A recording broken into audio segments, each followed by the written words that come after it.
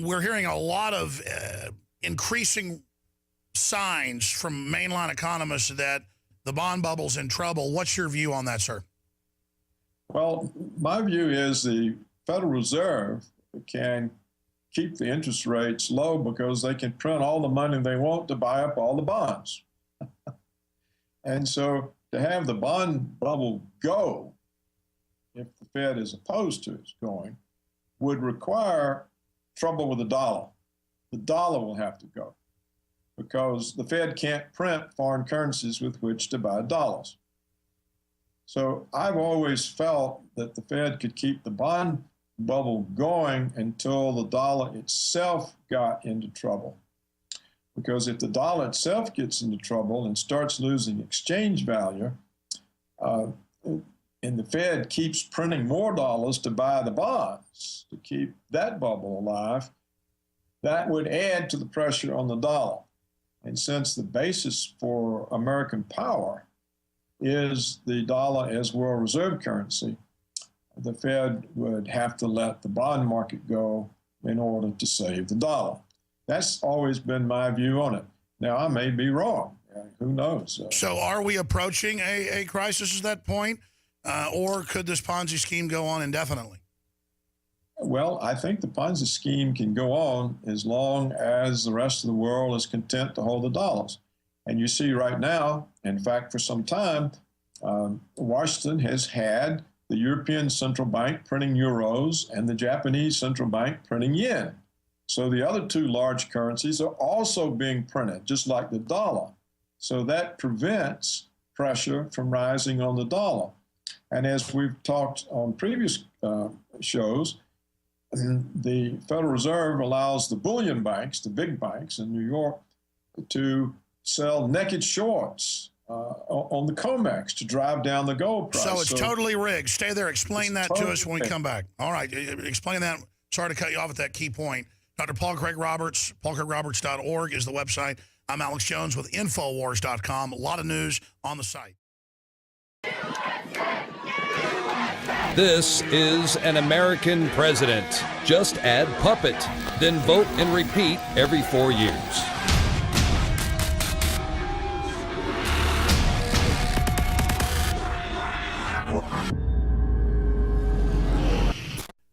Dr. Roberts, you were getting into the bond market and how long it could go and what could happen, and I'm just kind of here metaphysically wringing my hands. But what do you make of just the overall bizarre level of flagrant violations of basic common sense human rights? Why would the establishment make the decision to implement things that are the opposite of a free society? There seems to be a lustful jumping into bed with any and everything bad.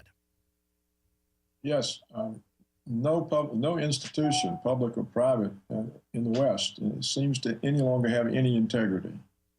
Now, I don't think this was a decision made by the establishment. I think it's a result of a whole bunch of forces and factors. But it's certainly true that integrity is missing.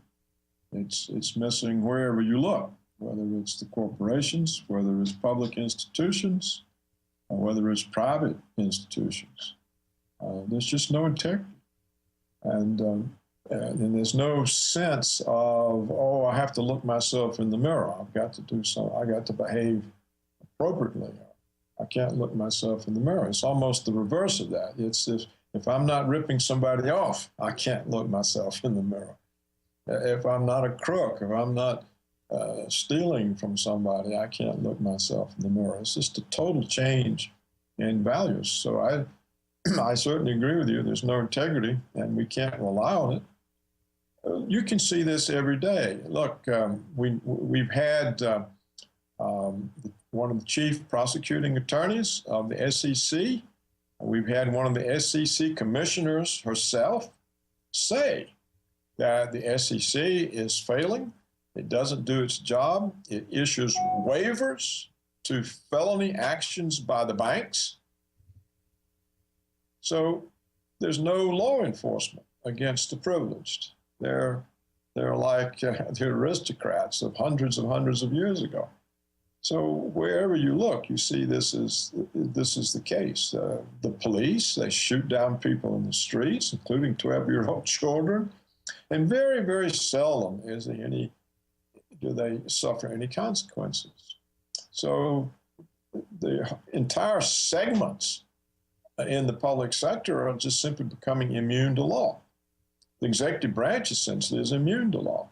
The president says that he can kill people without any evidence on suspicion alone, that he can throw people into jail without bringing a case against them in court and winning.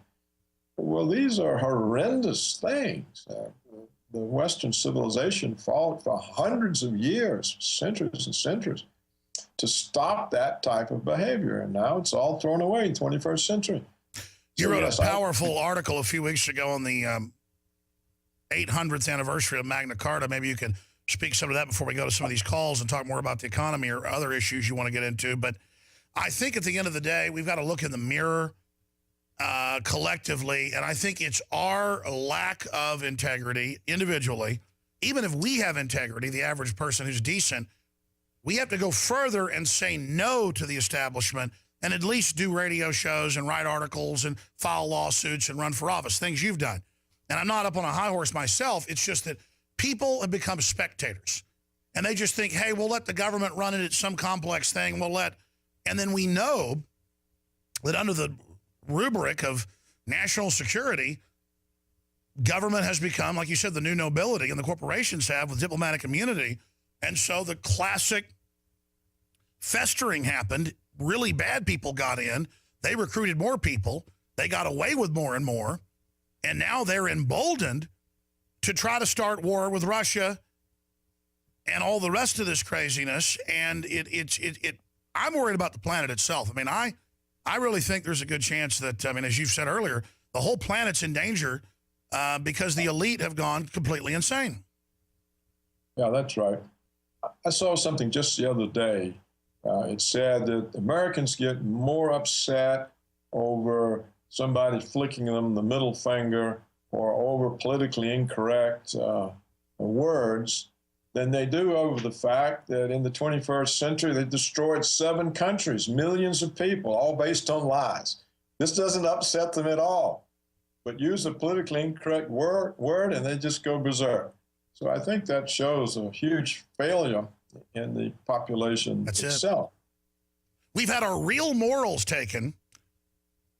It's okay to kill 1.5 million Iraqis. It's okay to put ISIS in charge to kill every Christian and non-radical Muslim. It's okay to wreck all these nations, do all these horrible things.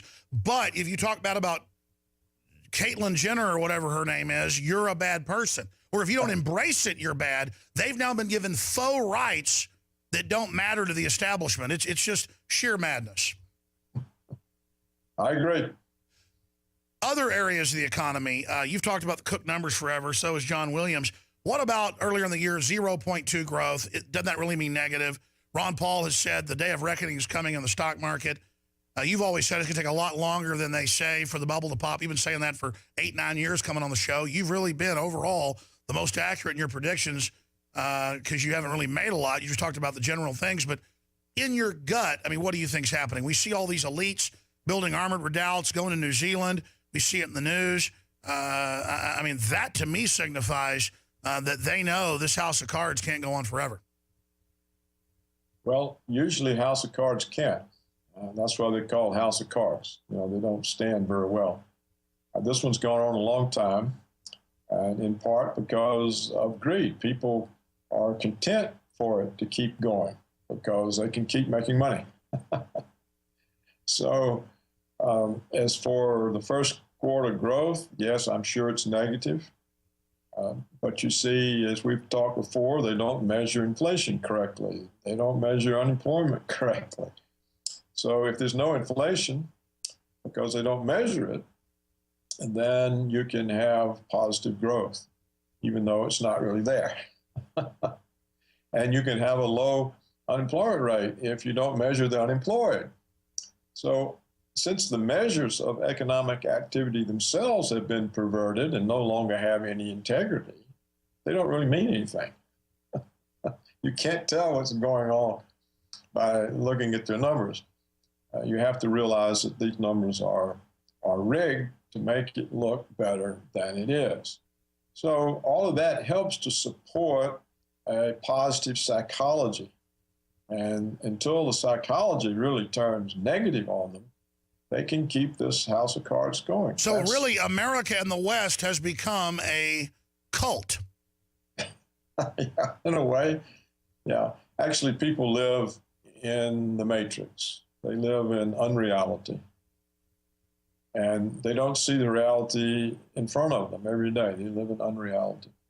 And it's the function of say, Wall Street economists is to keep this unreality going. They work for brokerage houses like Merrill Lynch, and Merrill Lynch doesn't want them saying, hey, the economy is going to hell. Merrill Lynch wants them to say, hey, look, this is positive, this is positive, this is positive, to keep people in the markets. So the whole thing works to create a false picture. Sure. Well, we know this, though. When it finally does go belly up, which it's got to, I mean, it will be more spectacular than ever. I want to take a few phone calls for Dr. Paul Craig Roberts. You can find his books and more at his website, paulcraigroberts.org. We have links to it on Infowars.com at the bottom of every article he writes. Kevin in Florida, thanks for holding. You're on the air from Florida. Thank you, Alex. My question, actually, maybe you could piggyback on too, get your opinion on this, but I just feel like once the economy goes belly up, because we all know it is with the TPP and everything, these false bonds, the Ponzi schemes, I just feel like the New Age depression is going to be like a combination of like Terminator, RoboCop, where there's going to be a lot of GMO-fed poor people, and then they're going to have this big globalists that are going to use the drones and robots to protect them because they've already got them, and they got, driverless cars. I wanted to get your guys' thoughts on that. Dr. Roberts, I mean, to quantify that, we know they're going to autonomous drones, autonomous robots. That really removes the soldiers saying no and rebelling. And with this whole autonomous society, that's why the elite call themselves technocrats. What do you think of Davos folks calling themselves technocrats and installing technocrats as leaders of European nations? Well, I kind of think there's not enough of them. And if you get a really bad depression, like worse than the Great Depression, the inability to cope with the population, I just don't know that violence on the part of the elite will work. Think of all the violence we applied to Iraq and Afghanistan. And did we prevail? No.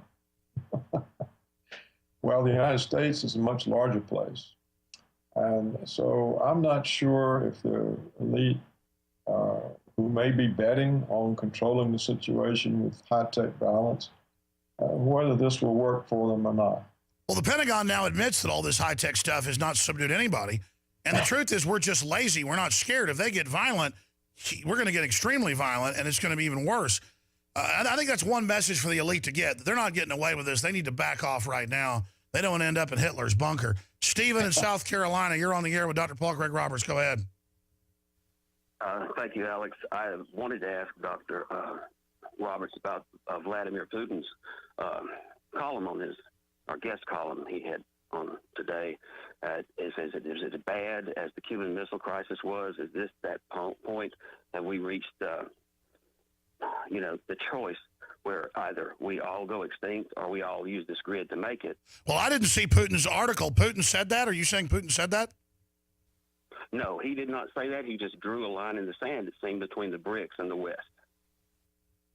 Well, that's another point. It seems like this policy is driving people to Russia and actually undermining the dollar because people don't like to be bullied. Dr. Roberts, what do you make? Is the situation currently worse than the Cuban Missile Crisis? No, because Putin doesn't represent an ideology contending for governance of the world. The kind of Cold War between the Americans and the Soviets. This was a different kind of clash, and Putin is more or less ignoring the provocations, at least publicly. They may be boosting their military capabilities and their strategic capabilities, but they're not replying in kind, and they're not making aggressive moves. They have not invaded anybody. You know, that's what I always say when people say, who are you for, the U.S. or Russia? Like you said, this is a group of criminals that take control of our government. It's not America versus Russia. And Russia hasn't invaded 6 or 7 countries in the last 15 years. They've done nothing. It's America doing it. Yeah, so I think that there's not. I don't think the situation is dangerous in the sense that it will come from Russia. They've shown they'll take a lot of provocations without responding in any decisive way. But Putin keeps telling the United States that it's a waste of time to deliver ultimatums to Russia. We don't pay any attention to them. And we need to work out any disagreements. And I believe in diplomacy, and I'm willing to talk to you at any time and work things out with you. Now, it's the American side that says, oh, no, you can't even be a member of our groups. We don't want to talk to you. You're Hitler. You're more dangerous than Ebola, blah, blah, blah. So a lot of the world sees this and understands where the problem is coming from. It's coming from Washington. And so, you know, the world is a much bigger place than the United States and Europe, although the United States and Europe have dominated the world, you know, in the 19th and 20th century. But it looks like that domination is coming to an end. Well, that's what always brings down empires is the hubris, and we're seeing that right now. One last caller real quick, and I'll talk to others after he leaves us. Sherry in Texas, quick question. Thanks for calling. Thank you, Alex. My question to you, Dr. Roberts, is regarding the likelihood of war. And instead of saying it's us against an Obama regime or us against our administration, which seems to pit us against ourselves as a sovereign government, is it not instead like a war machine or a military-industrial complex that seeks to undermine Obama as president of peace? And the same war machine, does it not seem to oppose anyone who... Sure, ma'am. Let me get his quick 30-second take. He's got to go. The Republican and Democratic leadership work as one. Look at TPP. So I don't think Obama's innocent in this. Dr. Roberts, final comment. Well, I think she is right that the president is not as powerful as many of the private interest groups. And there is a deep state that I think that John F. Kennedy was assassinated by his own government. Sure. I think it's clear. And so there are these other elements. But still, Obama, I think, is chosen by. So he is not. All right, Dr. Roberts, we lost some of your Skype right there. Thank you so much. A powerful interview. We'll be right back. Thank you. We'll talk to you again soon. PaulCraigRoberts.org.